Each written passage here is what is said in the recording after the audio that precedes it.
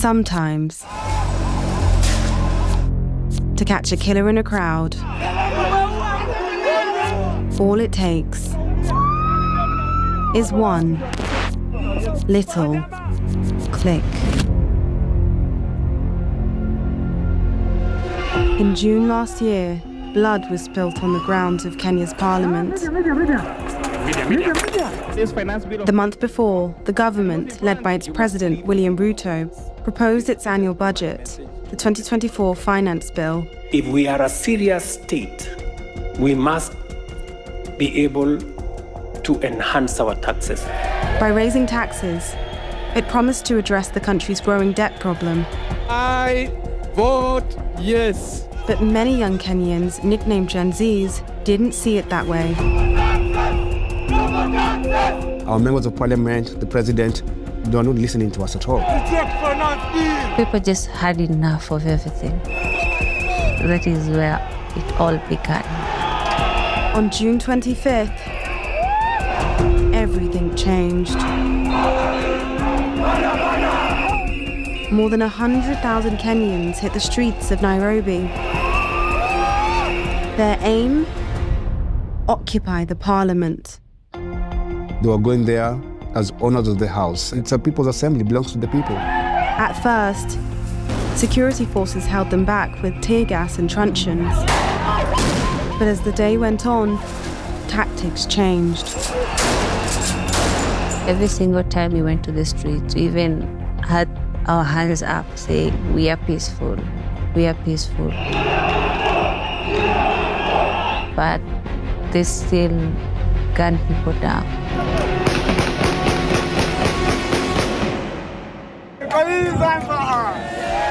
At least 3 young men were killed at Kenya's parliament: David Chege, Erickson Mutisia, and Eric Shieni. That evening, President Ruto gave his account of what had happened. Today, an otherwise legitimate expression of the fundamental rights and freedoms of assembly was infiltrated and hijacked by a group of organized criminals. Though he regretted the deaths, he thanked the security forces and placed the blame squarely with those he called organized criminals. Since then, no official investigation has been published, and no one held to account for the killings on June 25th. But BBC Africa Eye has been digging. We've mapped more than 5,000 photos and videos to reconstruct those killings. You could see he's clearly aiming, meaning he was aiming to kill as a message to them.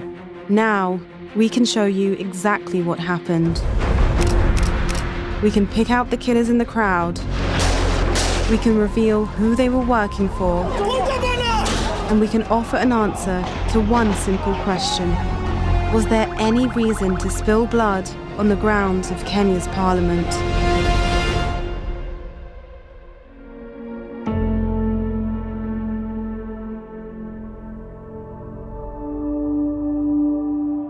When I came into office, I told everybody, tighten up your belts. I am not going to preside over a bankrupt country. I am not going to preside over a country that is in debt distress. In 2024, the government produces another finance bill.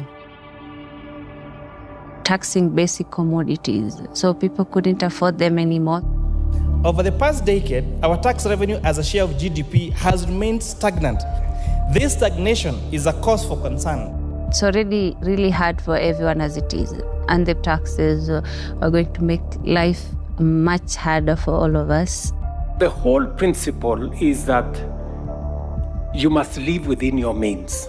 We have billions of Kenyan shillings lost in corruption every single day, and no one is held to account. The differences between how the common citizen is living and how the political class is living is... People are just pained, and our members of parliament, the president, they are not listening to us at all. This committee did indeed listen to the people of Kenya. From the VAT that was proposed on bread, to the border sector, to the eco levies on diapers, on sanitary towels.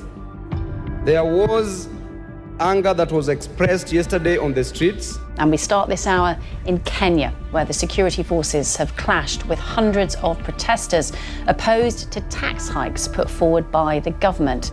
It was a Gen Z protest to begin with, young people. The protests, they're not only in Nairobi, they're across the country. For the first time, it was the Kenyan people, the working class, and the middle class, and the lower class against the ruling class. Even when we were on the streets, they don't understand why we are there. We did the first protest on the June 18th arrest, June 20th arrest, and then we said on the 25th, we are coming back to occupy Parliament. The atmosphere was extremely tense, but no one really anticipated what would have happened on 25th.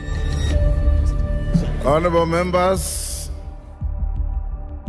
we have quorum to transact business. June 25th, 2024. Yes, order. 9:30 a.m. at Kenya's Parliament. We are dealing with a very important issue of the finance bill. Inside, MPs are filing in for the last reading of the government's finance bill. Outside, it was a party. It was a beautiful party. Kids came out with Bluetooth speakers and their water. It was a carnival, the entire city. There was no destruction. There was no violence. There was only one goal. When we started reading the bill, we go to Parliament. I'd look at every corner and every side. I really felt that this was it. This is something this country has never seen before. I saw hope. My name is Ademba Alans. I'm a journalist by profession, currently in school. On June 25th, for me it was just a normal day. I knew people would just be there, shout, Ruto must go. People are live streaming on their TikTok, on their Instagram. And now the media is here. These things are being live streamed on national TVs. That's when I realized that it was going to be serious. Honorable members, do we put the question? By the time voting begins, will as many as of that opinion say aye? Numbers have hit over 10,000 in central Nairobi. But said, you know what, we're going to go all out. We felt this was possible, we would finally occupy Parliament. But the police have other ideas. Now the numbers start getting bigger and people actually start getting arrested. The police are everywhere. They're trying to push people back. People start confronting the police officers, not fighting them, but asking them, why are you arresting us? We are peacefully protesting. For 3 hours, more than 100,000 protesters pour in from the east, the north, and the west. They unite and push towards their target, Parliament. We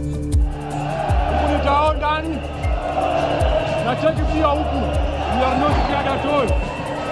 This is Kenya. We are one. Order, honorable members, order. Despite the chaos on the streets, MPs are still in the chamber. I vote yes. Ongili Babu Owino. I vote no. I was 100% supporting the demonstration. We were not happy in Parliament. There was a lot of lobbying by the executive, those members of Parliament who were in support of the finance bill. Earlier on, they were so happy that they were winning. Back at the protest, police are holding these 3 pinch points.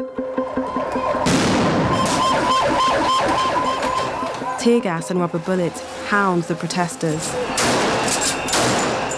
But they keep coming. People even climbing on top of those water cannons. People evading arrest. Now numbers are increasing. People had one sole goal: to enter the Parliament. By 2 p.m, police are mounting a last defence at the northeastern corner of Parliament. But they're surrounded.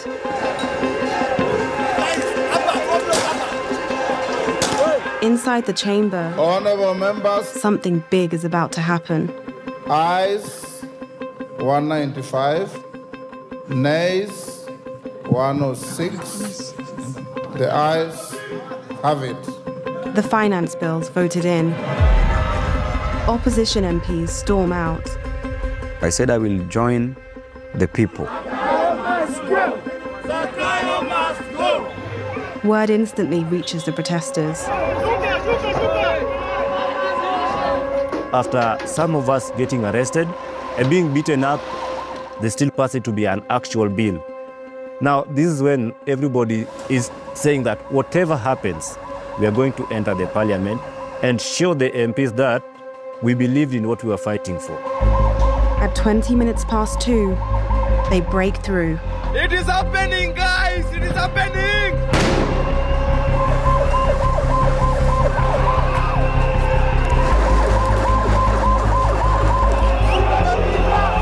They've reached Parliament. Watu wamemanage kuingia parliament. People are inside the parliament. A lot happens at once in the next hour, so we're going to break it down minute by minute. We've analysed over 5,000 photos and videos shot on the ground that day. We've determined when each was shot, using camera metadata, live stream timings, and public clocks visible in the shots. And we've plotted where they were shot on a 3D reconstruction of the site, giving us a second-by-second, 360-degree view of what happened next. We left the protests at 20 minutes past 2, with police in full retreat. Some demonstrators pursue them down Parliament Road. Others overrun this area and destroy an abandoned police truck. The rest tear down the fences and set foot on the grounds. The incursion is short. They don't make it inside. Security forces return up Parliament Road to clear them out. But with them come the photojournalists. On the front line, one photographer took these. He didn't know it then, but he'd just captured the last 3 seconds of this man's life.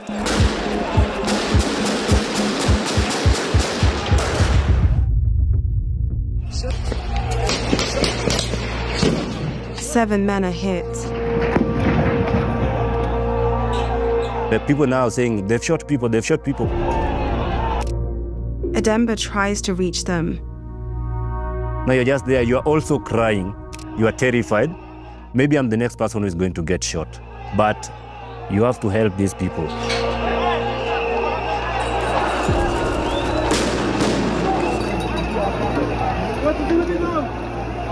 But for 2 of those men, he's already too late. There was a guy next to me, was in white overalls. I don't know where he's shot, but he was shot. You could see blood.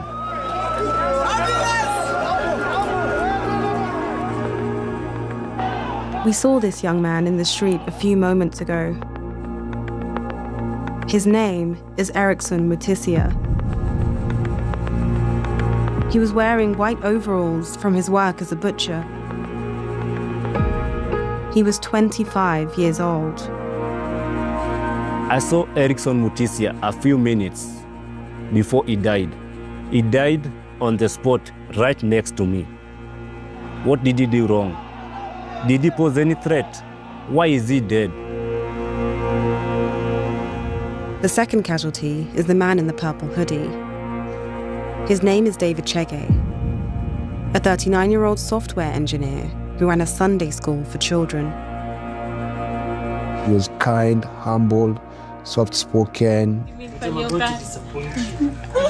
Impossible. I went to some of those funerals. I went to enough funerals to last me a lifetime. The kids who buried him were his Sunday school students. And everyone had dispersed. I found the mother standing alone at the grave. Mom, I'm so sorry for your loss. What did you like to tell the country? Yeah, I have no words. Heartbroken. Heartbroken. I actually think that was the last funeral that I went to. I couldn't handle the more mothers breaking.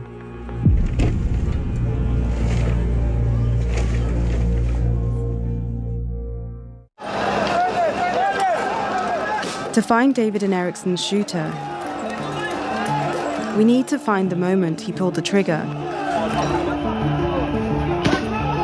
Police advance up Parliament Road, then this happens.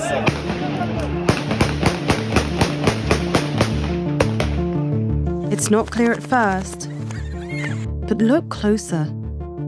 One officer kneels to a firing position, and then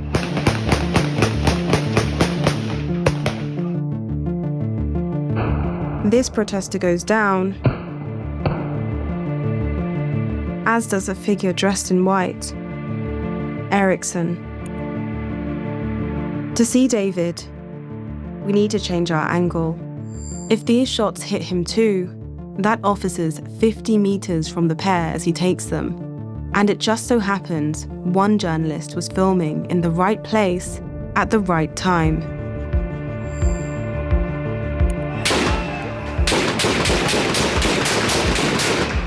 Same shots. The protester we saw fall in the first video, and David, now dead next to him. There's no doubt some of these shots hit David and Ericsson.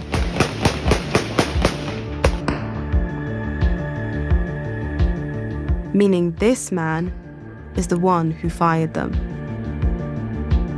But how do you track a man with just a photo of his back? Look at the uniforms. Different weapons. Different body armor. Riot shields. Headgear. And in his case, an upturned neck guard. His features single him out in a video shot a minute later. A perfect match.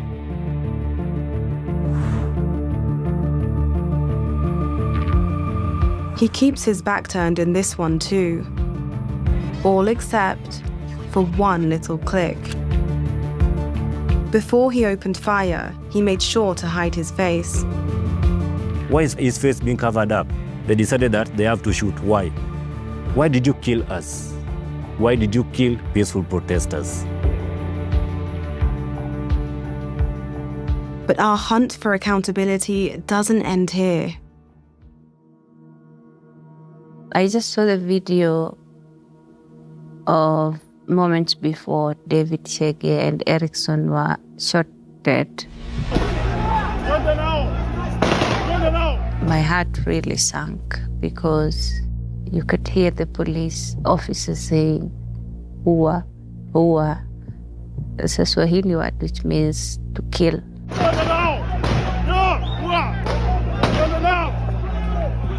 Why would a police officer who is mandated to protect us be that brutal and cruel for nothing? After months of digging, BBC Africa Eye can identify this police officer. His name is John Kaboi. Multiple sources told us he's a plainclothes officer based at the Central Nairobi police station. Even after the fatal shots, he could still be heard urging his colleagues forward to kill.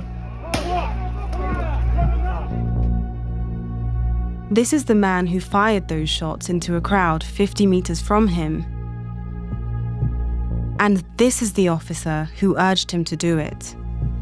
Both David and Eriksson were in that crowd. Neither of them were armed, and neither of them were organized criminals who'd hijacked the protest.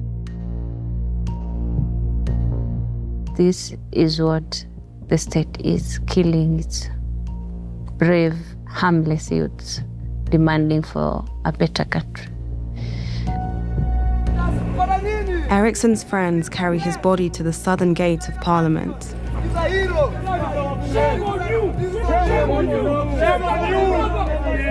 Through its bars, MP Owinu tries to console them. These gentlemen were genuinely fighting for their lives. I jumped across the gate to see if I could provide help, but this young man had lost his life.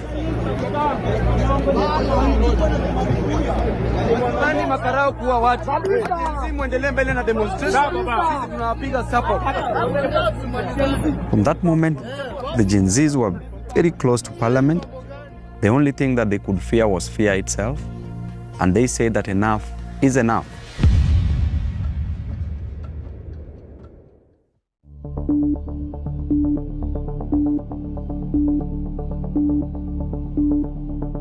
Rather than dissuade the demonstrators, the killings have galvanized them. They try for Parliament again, but this time they do it differently. People came in numbers. Like, a whole stadium is there. Most of them are just, they fear for their life, but they want to get to the Parliament. One man at the front of the pack stands out. We saw him earlier, photographed seconds before David and Eriksson were shot dead. It's a clearer picture, but we still can't see who he is. But in this one, we can. No jacket, but the gloves are the same. And the shorts match too.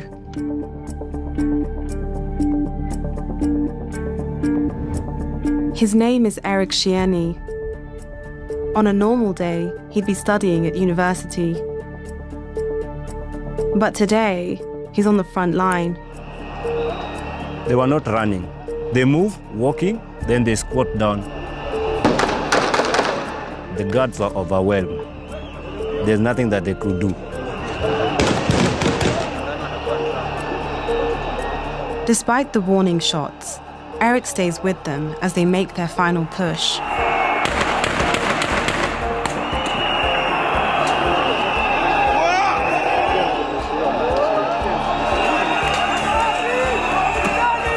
People now entered the Parliament. People were inside the Parliament.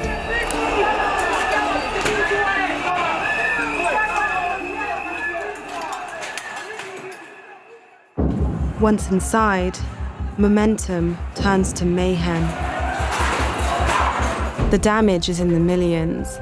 Even the chamber is breached. Mr. Speaker, sir, I'm here to address you. You must go. Ruto must go. The last MPs who were just in that chamber evacuate. Those MPs were so scared. Some were running through the tunnels. Some were getting into ambulances, trying to escape. The destruction is severe but short-lived. After 5 minutes, they're leaving. Maybe it's an adrenaline rush or something, but your brain telling you that somebody is going to die. There's Eric. Something spooks the crowd.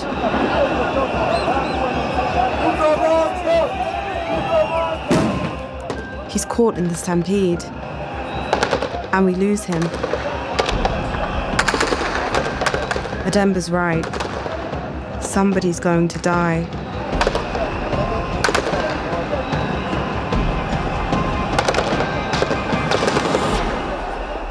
What just happened?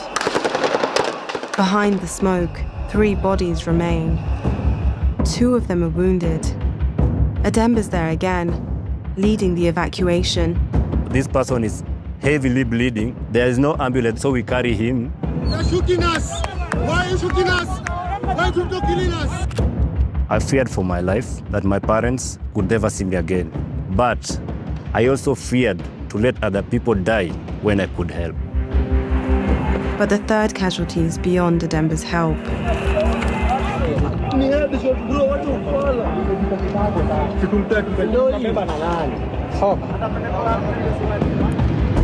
A bullet's torn through the cap and its owner, Eric.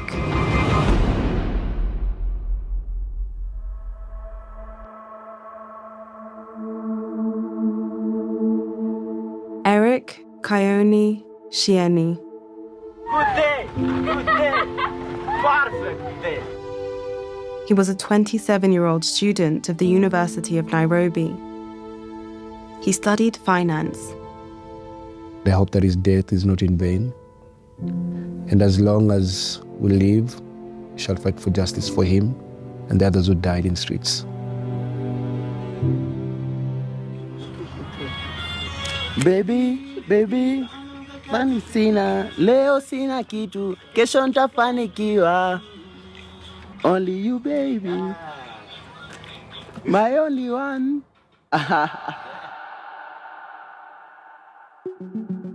Everything we've seen up till now leads us to one question. Who killed Eric Shieni? If we followed the trail of evidence to the fatal shot, we can find the man who fired it. It starts with the protesters leaving Parliament. My name is Faith Odhiambo, and I'm the president of the Law Society of Kenya. The video is very clear. It shows that the protesters were walking out of Parliament, and when the shooting starts, they were all running out. As a reminder, Eric's here, in his yellow gloves.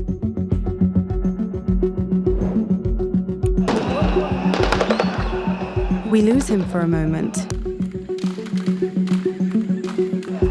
but pick him back up as he reaches the exit. A last flash of his yellow gloves, and then Eric goes down. Now we've got the gunshot, we can get the shooter. At first, the bedlam obscures any clues. Then this man steps into frame. You could see he's clearly aiming. So meaning he was aiming to kill as a message to them. Have a look from another angle.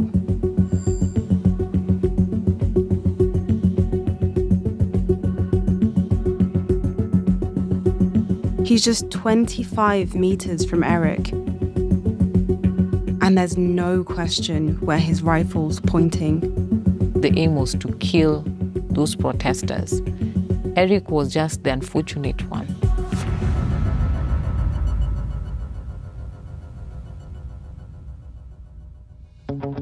With this video alone, our trail to the shooter looks like it's ending. But like the last one, this one's got a giveaway. His uniform. A white shoulder patch, a matte green helmet, tan boots,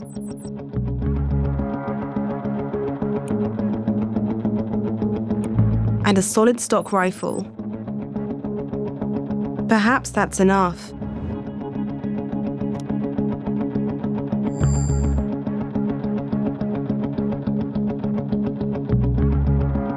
Three minutes after the shooting, a photographer caught these.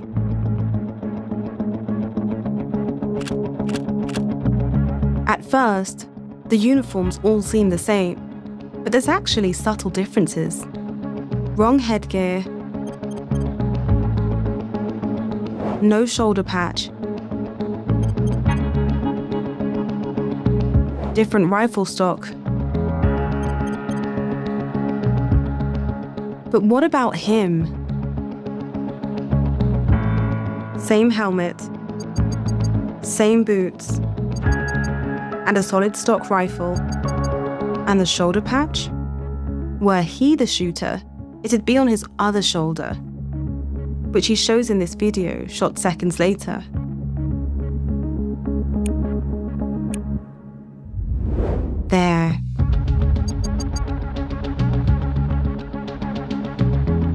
We scoured through more than 150 images of the scene, taken within 10 minutes of the shooting. In all of them, only one man matches all the criteria on this list. Him. Eric deserved a fair hearing. We don't know if he damaged Parliament or not. He wasn't aggressive. He was leaving the premises. They could have had him arrested, but the fact that you shoot his head, it was clearly an intention to kill. You have become the judge, the jury, and the sentence executioner for Eric.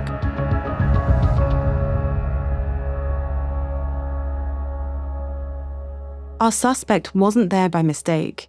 He was working for someone. So the last question is, who? The answer lies in these. Taken 7 minutes after the killing. The squad's moved, but our suspect's still with them. There he is, and there's his badge. But is it white? Boost the natural color. Black, red, and green too. Only one part of Kenya's security forces officially wears this when deployed domestically: the army. We consulted several senior officers in Kenya's defense forces, the KDF. All confirmed this man's uniform is that of the Kenyan army, a force well regarded by the public, not known for turning its guns on civilians. No single piece of evidence pinpoints Eric's killer, but connected, the trail of images we followed lay out a grim case. This man's features match those of the shooter. His uniform shows he's a soldier, and he was aiming at Eric as gunshots rang out. All our evidence points to one conclusion. This soldier killed Eric Shieni as he was running away. That is unlawful. It is unnecessary use of force. Eric deserved a fair hearing. He did not deserve the death penalty.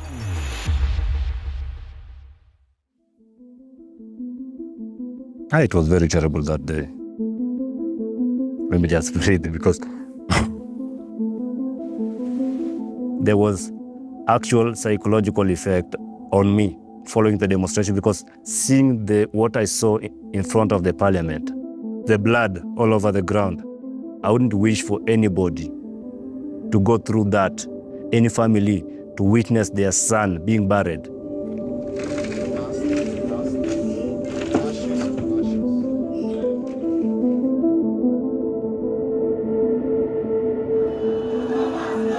More than 2/3 of Kenya's counties held demonstrations on June 25th. There was turmoil in some. Shops were looted, buildings torched, and an estimated 30 people killed. The account President Ruto gave on June 25th painted some of the protesters as organized criminals who hijacked the demonstrations. But for the killings at Parliament, the account captured on the cameras of those who were there is quite different. An account of impunity, of brutality, of blood. The individual police officers that were caught on camera shooting. How do you sleep at night? There's a mother who wakes up every day crying because she lost her son. How do you live with yourself? The next day, President Ruto backed down. I run a government, but I also lead people. And the people have spoken. I concede.